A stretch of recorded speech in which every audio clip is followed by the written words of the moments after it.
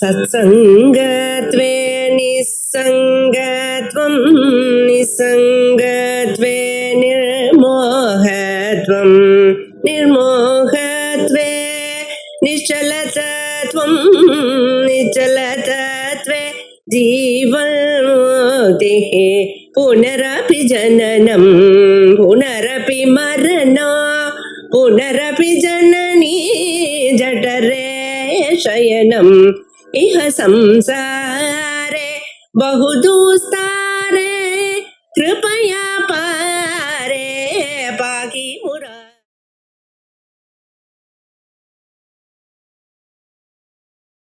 ओम श्री गुरुभ्यो नमः।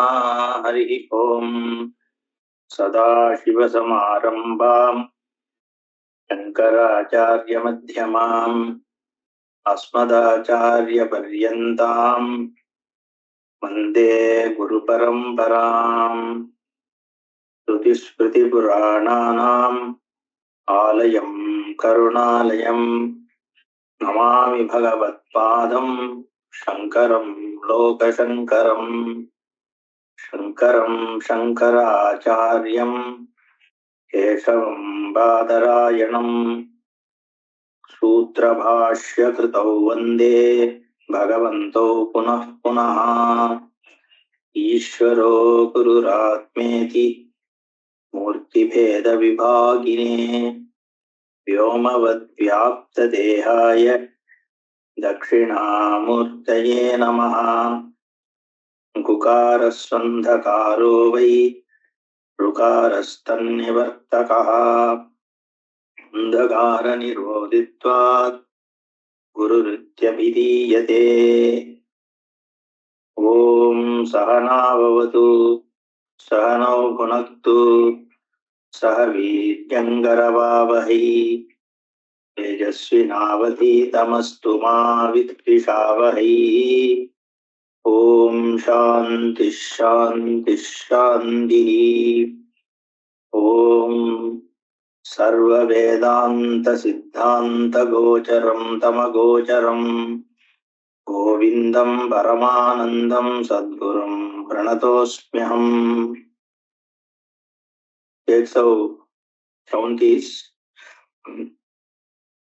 न जायते नो म्रियते न वर्धते न क्षीयते नो विकरोति नित्यः लीयमानेऽपि वपुष्यमुष्मिन् न लीयते कुम्भ इवाम्बरं स्वयम्।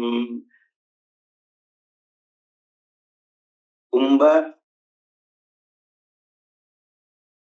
स्थित अम्बरं स्वयं न लीयते।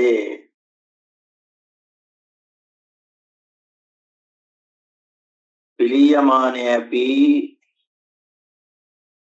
वपुषि तथा एव नित्यः न जायते न म्रियते न वर्धते न क्षीयते न विकरोति। इधर एक उपमा बोल रहे हैं भागवतपाद जी। कुंभे अंबरमिव, कुंभ में, कुंभ का मतलब एक घट,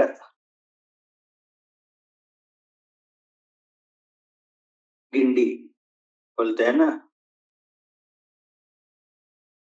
उसमें जो आकाश, अंबरम का मतलब है आकाश, आकाश जो है वो हमें दिखता है कि कुंभ के अंदर है,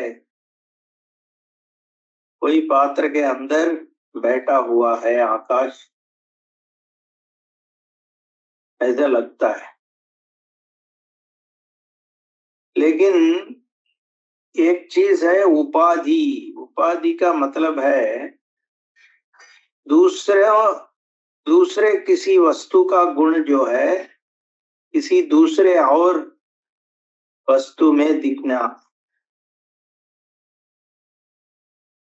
जैसे जो स्फटिक मणि होता है ना, उसका स्वयं कोई कुछ रंग नहीं है, लेकिन यदि उसके नजदीक में एक लाल रंग का पुष्प रखा हुआ है तो ये स्फटिक मणि भी लाल दिखेगी। ये जो लाल रंग जो दिखता है उसी से ये स्फटिक मणि भी प्रकटित होता है, नहीं तो वो दिखता नहीं है। वो इसी रंग के कारण ही तो दिखेगा, नहीं तो ये स्फटिक जो है वो देखना भी मुश्किल है। उसका और रंग से ही, और पदार्थ वस्तु के रंग से ही ये स्फटिक में रंग दिखता है, उस रंग से ही ये स्फटिक भी प्रतीत हो रही है। लेकिन वो स्फटिक मणि को का ये लाल रंग से कुछ लेना देना नहीं है, वो कुछ और वस्तु है, उससे इसका कोई संबंध भी नहीं है। ऐसे ही इधर आकाश जो है वो सबको, सब कुछ, सब चीजों आकाश के अंदर ही है। अवकाश प्रदात्र आकाशम, सभी पदार्थों का रहने का अवकाश जो देता है, ठहरने का अवकाश जो देता है, उसको आकाश बोलते हैं, जिसके कारण सब कुछ है। इतने बड़े जो अपना भूमि या अन्य ग्रह, शनि ग्रह हो, शुक्र ग्रह हो, मंगल हो, जो भी हो, सूर्य देव हो, सब आकाश में ही है ना। सब कुछ, ये पूरा जो गैलेक्सी, सभी ग्रहों, नक्षत्रों, ताराएं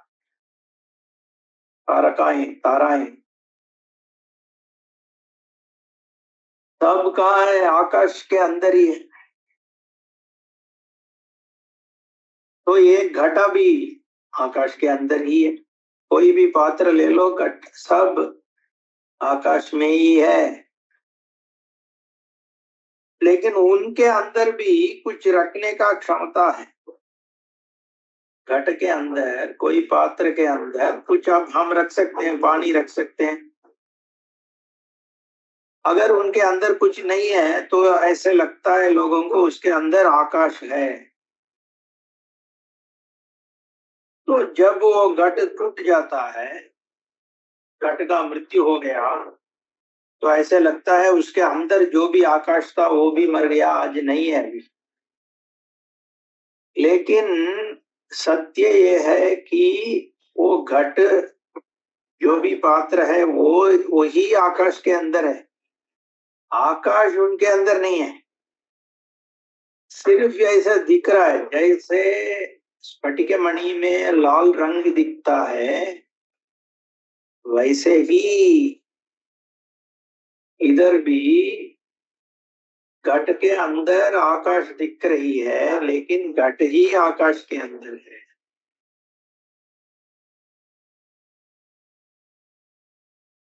वैसे ये जो नित्य वस्तु है, ब्रह्म वस्तु नित्य,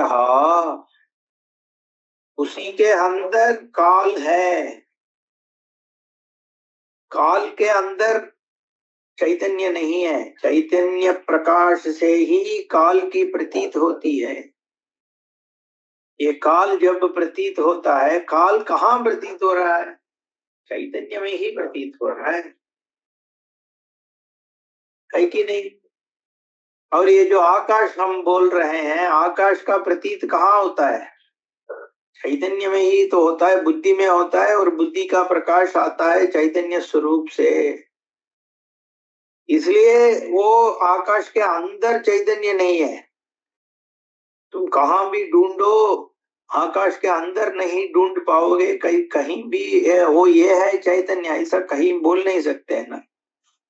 चैतन्य तो आकाश के अंदर नहीं मिलेगा, चैतन्य काल के अंदर नहीं मिलेगा, काल ही चैतन्य में मिलता है। और कोई पदार्थ के अंदर चैतन्य नहीं मिलेगा, पदार्थ ही चैतन्य में मिलता है। लेकिन हमें ऐसे दिखता है कि इस शरीर के अंदर चैतन्य है, इस शरीर के अंदर चैतन्य नहीं है। ऐसा नहीं है। इस शरीर के अंदर बुद्धि काम नहीं कर रहा है और हृदय काम नहीं कर रहा है, इसलिए इसका अचेतन जैसा दिखता है। वास्तव में वो जो शरीर तुम देख रहे हो वो चैतन्य से ही तो दिख रहा है। इसलिए जैसे अंबर में कुंभ है, ऐसे ही चैतन्य के अंदर ही ये शरीर है, पहाड़ है, सूर्य देव है, सभी कुछ है, आकाश भी है। इसलिए न जायते, उसका पैदा नहीं होता है, वो जन्म नहीं लेता है। क्यों? जन्म लेने का मतलब क्या है? जन्म लेने का मतलब है कि काल के अंदर हूं। ये एक समय था जब मैं नहीं था, फिर एक समय आ गया जब मैं पैदा हो गया। इसको जन्म लेना बोलते हैं। और मृत्यु क्या होता है? एक समय है जब मैं हूं, एक समय होगा जब मैं ना हूं, उसको मरण बोलते हैं, मृत्यु। जिसके ये जो समय है, एक समय था जब मैं नहीं था, ये मैं इस शरीर के भाव से बोल सकता हूं। लेकिन ये जो आत्म स्वरूप है, चैतन्य है, उसके बारे में ये नहीं बोल सकता कि एक समय था जब चैतन्य ही नहीं था। ये क्यों नहीं बोल सकता हूं? क्योंकि जो मैं बोल रहा हूं ना, एक समय था, वो समय रहने का मतलब है कि वो चैतन्य प्रकाश है। चैतन्य प्रकाश प्रकाश यदि नहीं है तो समय था ऐसा नहीं बोल सकता, क्योंकि समय का आधार ही चैतन्य है, चैतन्य ही है। बिना चेतनता, चेतनता के बिना काल का होना की संभव ही नहीं है। अगर समय है, काल है, तो उसका मतलब है चेतनता है उधर। तभी काल का, काल एक अनुभव है, काल नाम की कोई पदार्थ नहीं है। काल का मतलब क्या है? समय का मतलब एक बुद्धि में होने वाला एक अनुभव को ही काल बोलते हैं। हम पहचानते हैं कि अभी 1 घंटा हो गया, ये जो पहचान कहाँ होता है? बुद्धि में ही होता है। बुद्धि का आधार है प्रज्ञप्ति, जो चैतन्य। तो काल अगर है तो पहले से वो चैतन्य है। पहले से मतलब क्या? पहले भी एक काल का ही शब्द है, लेकिन इसके आधार ही प्रज्ञप्ति। इसलिए ऐसा कभी नहीं हो सकता कि एक समय था जब चैतन्य नहीं था, और ये भी नहीं बोल सकते हैं कि एक समय आएगा जब चैतन्य ही नहीं होगा। उसके बाद कुछ काल नहीं हो सकता है ना। इसलिए न जायते नो म्रियते। ठीक है? तो काल से ही जन्म मरण होता है। जन्म मरण का मतलब है काल। अगला है न वर्धते न क्षीयते। इसका बढ़ापा नहीं होगा, छोटापन भी नहीं होगा, वृद्धि नहीं होगी, क्षय नहीं होगी। क्यों? वृद्धि किसका होता है? इसका एक स्वरूप है, जिसका एक क्या बोलते हैं, एक परिमाण है। जो एक रूप में दिखता है, जिसका ये इतना बड़ा हो, इतना छोटा हो, ऐसा एक जिसका अंग है, अवयव है, कोई वृद्धि होती है उसकी। जैसे एक शरीर, ये देह है, इस शरीर का वृद्धि होता है, क्षय होता है, विकार होता है, बदलती है। सोना, सोना को ले लो, ये बदलती है। ये रुद्राक्ष, इसका जन्म हुआ, फिर बड़ा हुआ, अब कुछ दिन के बाद उसका क्षय हो जाएगा, क्योंकि उसका एक आकार है, उसका एक अवयव है, बहुत कुछ अवयव इसका, इस इतना छोटा है, इतना बड़ा है, इसी का जो वर्धन, क्षय, विकार सब होता है ना। ये आकाश का कहाँ वर्धित, आकाश का वर्धन नहीं होगा ना, क्षय भी नहीं होगा, विकार भी नहीं होगा। क्यों? उसका कुछ आकार ही नहीं है। जिसका आकार नहीं है उसको वर्धन, क्षय, विकार कहाँ होगा? जो ये सब को प्रकाशित करने वाला स्वरूप है, वो सिर्फ प्रकाश मात्र स्वरूप, इसीलिए उसको प्रज्ञान घन बोलते हैं। जो प्रज्ञप्ति है, चैतन्य मात्र स्वरूप है, उसका कोई वृद्धि, क्षय, विकार हो ही नहीं सकता। जैसे एक आकाश, वैसे ही आत्मवस्तु है। ये बोलते हैं, विलीयमानेऽपि वपुषि अमुष्मिन् न लीयते कुंभ इवांबरम स्वयं, न जायते नो म्रियते न वर्धते न क्षीयते नो विकरोति नित्यः। कोई ये नित्य स्वरूप है, काल के ऊपर है, काल से अप्रभावित है, देश से अप्रभावित है, आकाश से अप्रभावित है, किसी वस्तुओं से भी अप्रभावित है, उसका कोई प्रभाव, असर नहीं इसमें पड़ता, क्योंकि उनका आधार यही है। जो कार्य है वो कारण को क्या कर सकता है? कारण कार्य को कुछ भी कर सकता है, लेकिन कार्य जो है वो कारण को कुछ कर ही नहीं सकता, वो कारण को देख भी नहीं सकता ये क्योंकि उस स्वयं का अस्तित्व वही है। जो निर्गुण स्वरूप है वही सगुण सबको प्रकाशित करता है। ये जो सगुण वस्तु है वो निर्गुण के कहां से जाके ढूंढेगा? इसीलिए वो एक आख्याय है, एक कथा है, जो महाविष्णु और ब्रह्मदेव ढूंढते चले गए परमेश्वर की। शिव जी का पता लगाने के लिए एक कूर्मावतार लेके महाविष्णु भूमि के नीचे चलते गए, इनकी जो आधार है वहां तक नहीं पहुंच पाए, और ऊपर निकल के चले गए थे ब्रह्मा जी। चल के गए, कहीं नहीं देख पाए उनका सिर।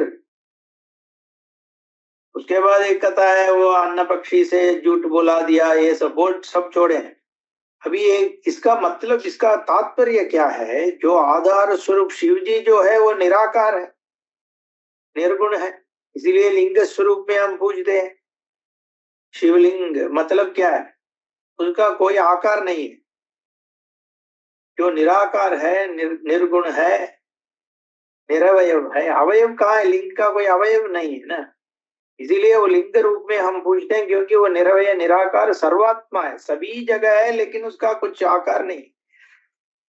तो वही सबका आधार है। वो कहाँ से? कार्य जगत है, महाविष्णु तो सगुण ब्रह्म है, जो आकार वाले है ना, वो निर्गुण, उनका भी आधार निर्गुण ही है, लेकिन ढूंढ के जाएंगे, कहाँ जाके ढूंढेंगे? सगुण में के अंदर निर्गुण का जो कार्य जगत में है, कारण का भी आधार नहीं ढूंढ सकते हैं ना, कारण सर्वाधार है। अभी 136 जो भी प्रकृति विकृति भिन्न शुद्ध बोध स्वभाव सदसदिदमशेषम भासयन् निर्विशेषः। विलसति परमात्मा जाग्रदादिष्वस्थासु अहम् अहम् इति साक्षात् साक्षिरूपेण बुद्धेः बुद्धेः साक्षिरूपेण साक्षात् अहम् अहम् इति विलसति परमात्मा सर्वावस्थासु।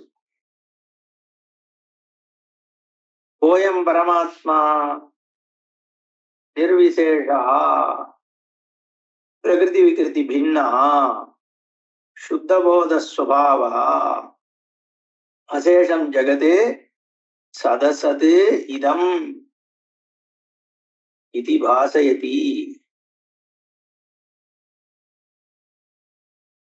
ये जो परमात्मा है, ये परमात्मा का मतलब होता है जहां अहम अहम अहम बोल रहा हूं, ये अहम का कहां तक जाके अहम बैठता है, यही परमात्मा जहां बैठता है वो परमात्मा है। पहले अहम माने क्या है? मैं, मतलब मैं एक डॉक्टर, मैं एक वकील, मैं एक शिक्षक, मैं एक मिश्रा जी, यही सब मैं का मतलब यही पहले सोचता हूं ना। मैं माने मेरा आइडेंटिटी, मैं एक भारतीय, मैं एक मनुष्य, मैं एक भूतल निवासी, ऐसे बोलते हैं। इसको बोलते हैं आइडेंटिटी, जो अपना ही नहीं है। ये सब मैं हूं क्या? मैं इनमें से एक नहीं हूं, सब कुछ मैं ही हूं। लेकिन मैं डॉक्टर भी हूं, मनुष्य भी हूं, और क्या मिश्रा जी भी हूं। ठीक है, उसके बाद सही अहम कौन है? मैं कौन? तो बोलते हैं ये जो ऐसे दिखता हूं 5 फुट 6 इंच का जो आदमी, मोटा सा, इस शक्ल का हूं, यही मैं हूं। अच्छा, यही हो। फिर जब सोते हो, ये सब नहीं है तो क्या तुम नहीं हो क्या? वो हाँ, क्या तो मरने के बाद नहीं रहते हो क्या? तो ये शरीर के अंदर जाके क्या है? मैं का मतलब क्या? जब मेरा प्राण निकल गया तो ये शरीर से कुछ काम नहीं चलता। तो इसका मतलब होता है कि मैं शायद ये प्राण हूं। फिर और सोचो और सोचो, प्राण तो रहेगा तब भी बुद्धि नहीं रहा तो मैं नहीं रहा। तो सिर्फ ये शरीर प्राण होता रहता है, मैं तो कोमा में चला गया तो ये सब का कोई मतलब ही नहीं है। तो शायद मैं ये बुद्धि ही हूँ। तो उसके बाद भी आगे जाओ, ये बुद्धि भी नींद में नहीं रहता है। तो इसका मतलब क्या? मैं बुद्धि नहीं हूं ना। ठीक है, तो क्या हूं? क्या मैं? तो ये सब कहाँ जाके ये बैठता है? उसी को प्रज्ञप्ति या चित्त गण, चिदेग रसम ब्रह्म बोलते हैं ना, चैतन्य। उसके बाद कुछ नहीं है, क्योंकि वो भी किसके ऊपर आधारित नहीं है। सिर्फ अस्तित्व ही एकमात्र है। इसी को चिन्मात्र बोलते हैं। इसी के लिए, इसलिए ये बोलते हैं ये परमात्मा है, इससे परम और कुछ नहीं है, इसके नीचे कोई नहीं। नीचे का मतलब आप समझ सकते हैं ना, इसके आधार स्वरूप कुछ नहीं है। तो यही परमात्मा है। वो कहाँ है? लेकिन वो परमात्मा इदम इदम से नहीं दिखता है, ये तो अहम। इसलिए बोलते हैं अहम अहम इति बुद्धे है साक्षात साक्षी रूपेण विलसति। इसी से बुद्धि का प्रकाश होता है, बुद्धि के प्रकाश से सब कुछ विषय का प्रकाश होता है। तो यही है शुद्ध बोध स्वभाव। बोध रूप में है, ये जड़ नहीं है। इस बोध रूप क्या है? ये प्रकृति विकृति भिन्न। ये प्रकृति का जो विकृति है, विकार है, उससे अलग है, लेकिन ये प्रकृति का विकृतियों सभी कुछ को प्रकाशित करता रहता है भाषयन ने। प्रकृति क्या है? त्रिगुणात्मिका माया को प्रकृति बोलते हैं। माया का रूप है वो 3 गुण से है। 3 गुणों मिलके ये प्रकृति बनी। कौन सा 3 गुणा? एक सत्व गुण है, रजोगुण है, तमोगुण है। यही 3 जो है मिला के प्रकृति बोलते हैं, पराशक्ति। उनका विकृति है विकार। ये 3 गुणों का विकार ही जगत रूप में हमें प्रतीत होता है, क्योंकि वैसे एक ही चैतन्य है, वही है सत्य। तो ये जगत कैसे दिखता है? 3 गुणों से के कारण ये जगत दिख रही है, उसको प्रकृति का विकृति बोलते हैं। लेकिन ये इनको यद्यपि इनको प्रकाशित करती है भाषयन ने आत्मवस्तु, फिर भी इनसे भिन्न है। जैसे हम बोले ना, स्फटिक मणि को लाल रंग बना देती है, लेकिन स्फटिक से भिन्न है ये लाल रंग। लाल रंग से भिन्न है ये स्फटिक। स्फटिक का खुद का कुछ नहीं है, लेकिन जो भी रंग बगल में है वो रंग को दिखाती है बस। अपने आप शुद्ध है स्फटिक। वैसे ही ये आत्मवस्तु अपने आप में शुद्ध बोध है। ये जो प्रकृति का विकृति है उसको भाषयन, उसका प्रकाशित कर देती है बस। वही अपना स्वरूप है। ये जो भी सदसद इदम अशेषम, बाकी सब क्या है? इदंतया, इदम इदम, ये वो ऐसे बोल, सब कुछ इदम है, सिर्फ एक परमात्मा अहम बस। ये बुद्धि भी इदम है, मन भी इदम है, प्राण भी इदम है, शरीर। इसीलिए शास्त्रों में बोले दो ही पदार्थ, दो ही पदार्थ है। सच में देखो तो 2 ही है पदार्थ, आत्मा अनात्मा। एक है आत्मा परमात्मा, दूसरा है अनात्मा, इसको इदम बोलते हैं।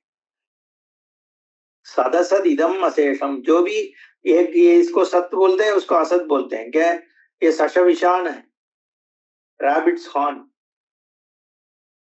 वो तो है नहीं। और वंद्या पुत्र है नहीं, नहीं है ना। और ऊषर देश में जो मृगदृष्णिका है, पानी, वहां पानी नहीं है। ऐसे बहुत कुछ है। जैसे बोलते हैं ना, हाथी का क्या ऊपर श्रृंग नहीं है। तो इसको असत बोलते हैं। वो भी इदंतया ही प्रतीत होता है। इधर मेरे मेरे कान में कोई मणि नहीं है, असत मणि नहीं है, मने असत। और कान है इधर, वो सत्य। दोनों इदंतया ही मुझे ये ऐसे ही प्रतीत होता है। तो यही 2 है, आत्मा अनात्मा, 2 ही पदार्थ। सब कुछ इसके अंदर आता है। इसको सब प्रकाशित करने वाला जो है, यही आत्मा ही है। पूर्णमदः पूर्णमिदं पूर्णात् पूर्णमुदच्यते। ये जो इदम इदम जो दिखती है वो भी पूर्ण स्वरूप है। और अधः, अधः माने अहम, वो भी पूर्ण है। 2 पूर्ण नहीं हो सकता। इसका मतलब एक ही पूर्ण है, दूसरा जो है इस पूर्ण का ही एक रूप है, उसको मिथ्या बोलते हैं। तो इसलिए जो इदमतया जो भी दिखता है उसका असली स्वरूप तो अहम ही है।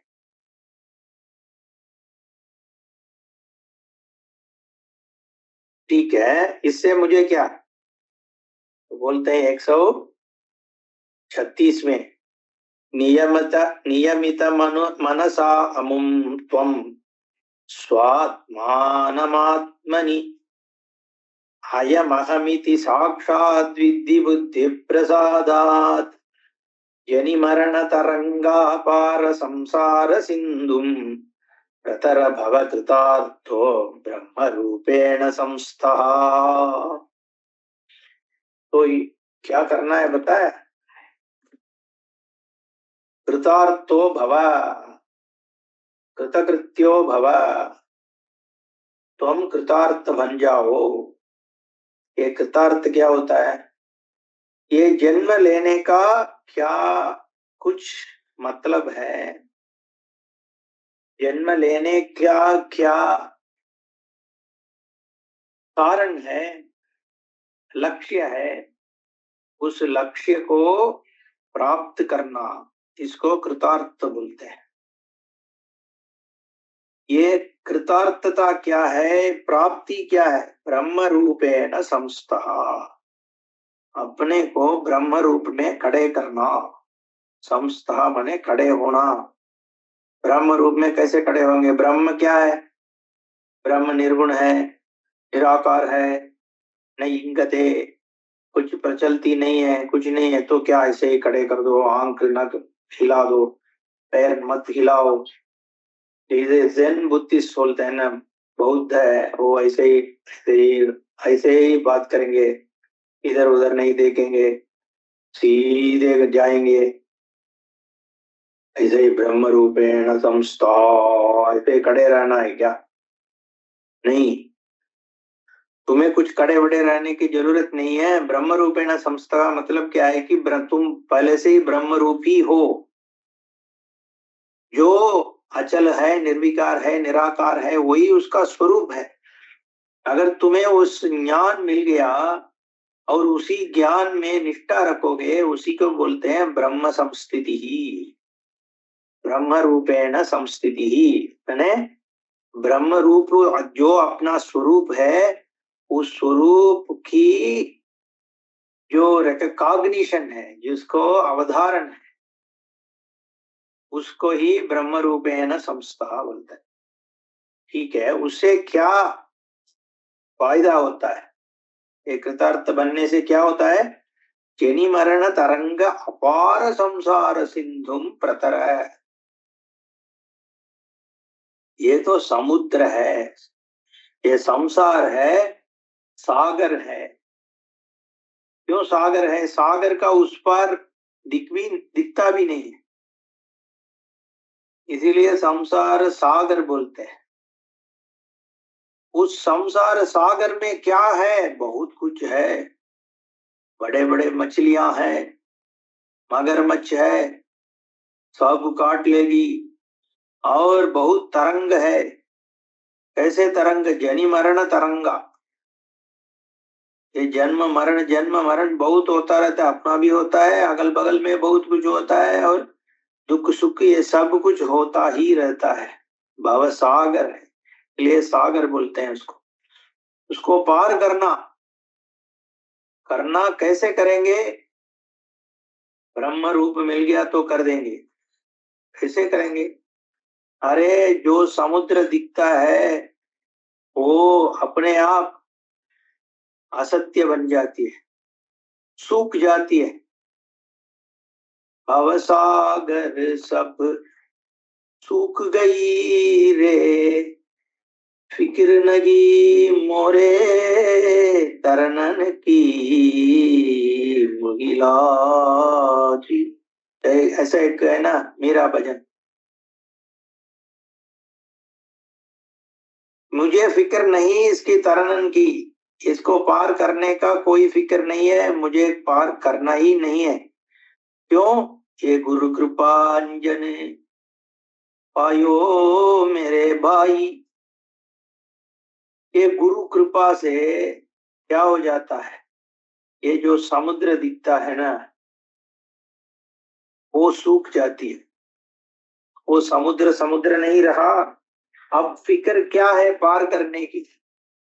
क्योंकि जो ब्रह्म रूप है ना संस्थिति जब आ गया, तो अपने आप ये संसार ही नहीं रही, संसार नहीं रहा बस।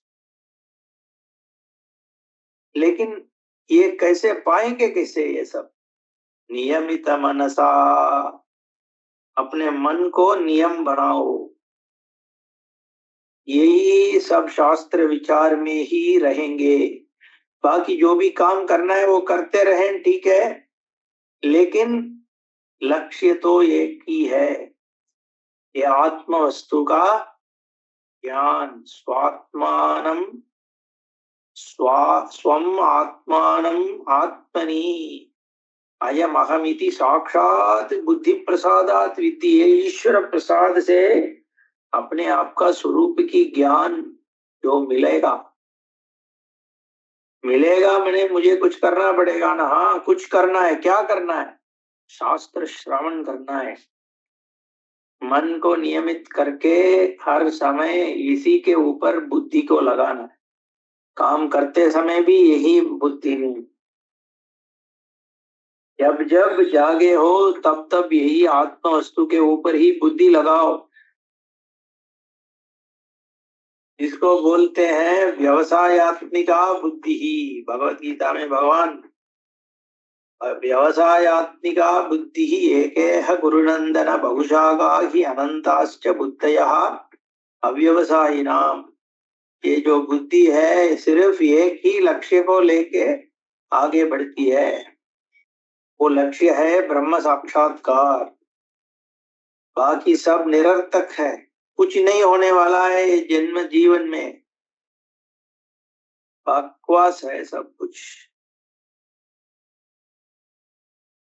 एक दिन निकल जाओगे बस हो गया, बिना कुछ। इसलिए कृतार्थ बनना है तो साक्षात आत्म साक्षात्कार के लिए ही काम करना है। ये इधर उधर की बातें में बता मत आना। बहुत बात करते हैं, तुम इस भगवान को मानो तब इधर जाओगे उधर जाओगे, गोलोक वृंदावन जाओगे, स्वर्ग में जाओगे मरने के बाद। अरे मरने के बाद क्या है किसको बता? अभी जो मोक्ष है, जीवन मुक्ति है, उसको पाना ही लक्ष्य है। ये मरने के बाद इधर जाओगे उधर जाओगे, ये सब बात जो है सब ठीक है, वो अपने अपने जगह है, जिसको उसके ऊपर भरोसा करना है करें।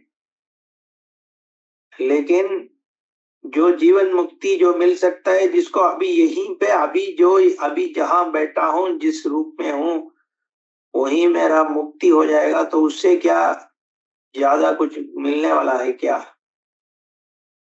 इसी को भगवत्पाद शंकराचार्य जीवन मुक्ति बोलते हैं, सहज समाधि। यही रामकृष्ण परमहंस, विवेकानंद, स्वामी विवेकानंद, जो महान लोग, इन्हीं को वेदांत रूप में हमें दिए। अब महात्माओं का जो निकाय हुए जो रास्ता है, अंत है, उसी में जाके नियमित मनसा अमुम स्वम आत्मानम आत्मनि अयम अहम इति साक्षात अयमेव अहम इति बुद्धि प्रसाद आदि। प्रसाद से ही मिलेगा, अपने आप भी आना चाहिए, क्योंकि हमें श्रद्धा रखना है एक गुरु से आश्रय करके। क्योंकि आजकल ये भी प्रश्न बहुत है, बहुत लोग को सुनते हैं।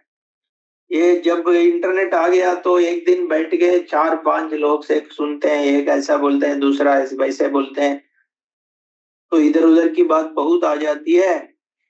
तो हम सही ढंग से सही विषय में अपने बुद्धि को नहीं लगा पाते हैं, इसलिए ईश्वर अनुग्रह की जरूरत है। क्योंकि भटकने का बहुत कुछ अवकाश है, इधर भटक सकते हैं बिना भटकते हुए, यही आश्रय करके। इसीलिए गुरु की आवश्यकता है। तद्विद्धि प्रणिपादेन परिप्रश्नेन सेवया उपदेक्षन्ति ते ज्ञानम ज्ञानिनः तत्वदर्शिनः। परिप्रश्न करना है, कैसे करना है वो? सेवा करके, प्रणिपातेन, जो उसका नमस्कार करके शरणागत करके होके फिर पूछेंगे तो गुरु जी का उपदेश मिलेगा। उपदेश क्या है? यही वेदांत वाक्य विचार, यही उपदेश है, और कुछ उपदेश नहीं है। मंत्रोपदेश का बात नहीं कर रहे हैं। ये जो शास्त्र से आत्म वस्तु के बारे में जो भी बात है उसी को उपदेश बोलते हैं। उस उपदेश से ही आत्म साक्षात्कार होगा। अपने आप आयम अहम इति साक्षात विद्धि शास्त्र द्वारा विद्धि इति आचार्य की जो बहुत बढ़िया श्लोक है, बाद में देखेंगे। ओम पूर्णमदः पूर्णमिदं पूर्णात् पूर्णमुदच्यते पूर्णस्य पूर्णमादाय पूर्णमेवावशिष्यते। ओम शांति शांति शांति। हरि ओम। श्री गुरुभ्यो नमः। हरि ओम।